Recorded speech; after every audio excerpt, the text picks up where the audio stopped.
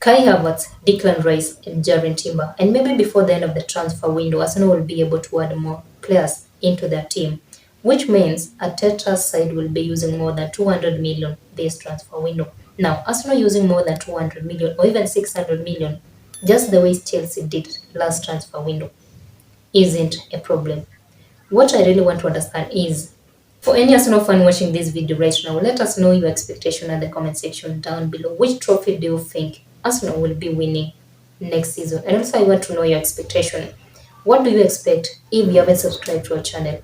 Last season, Arsenal started their season with a lot of hopes for them to be among the top four. Arsenal next season will be starting with a lot of expectation from the owners who are ready to spend any amount of money to sign the right players for Arteta into the team, and also pressure from Arsenal fans. That means the pressure will be starting immediately from the first game that Arsenal will be playing. Anyone supporting Arsenal right now is expecting Arteta to do miracles next season and win a trophy, be it an FA trophy, Champions League, or the Premier League. For the Champions League, we know it will depend on the draws that Arsenal will be given next season in the Champions League games.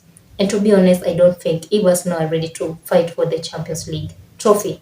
I'm not saying Arsenal are not good enough to fight for the Champions League or to win the Champions League. We all know the pressure that comes with the Champions League games. Last season, Arsenal was having only one trophy to fight for, that's Premier League. And they were not able to handle the pressure only from Manchester City. Now tell me, how will Arsenal handle the pressure from Real Madrid? How will Arsenal handle the pressure from Barcelona?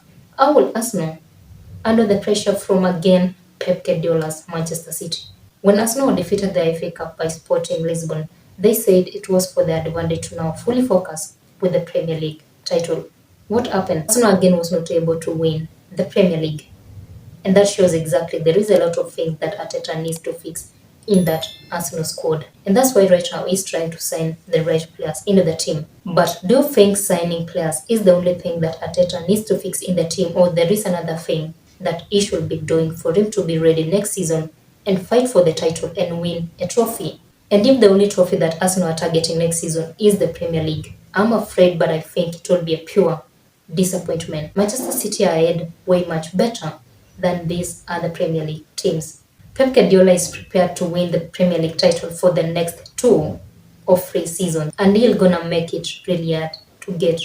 And any manager who is gonna take that Premier League title out of Pep Guardiola's hands, that manager should be considered a world class, and he has to go down in the Premier League history books. If Arsenal was not able to win the Premier League title last season, how will they manage to win the Premier League title this season? Remember also at some point Manchester City last season was struggling.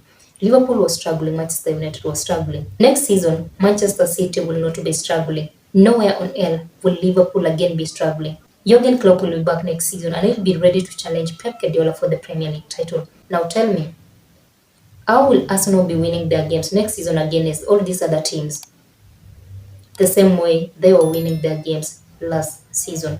I'm not saying Arsenal will not be strong next season. We know Arsenal will be very strong next season. But also these other teams are well prepared for next season games. It was an advantage for Arsenal last season for them to win even one trophy because they were in their best form ever. The only pressure that Arsenal was facing last season was Manchester City's pressure for the title race.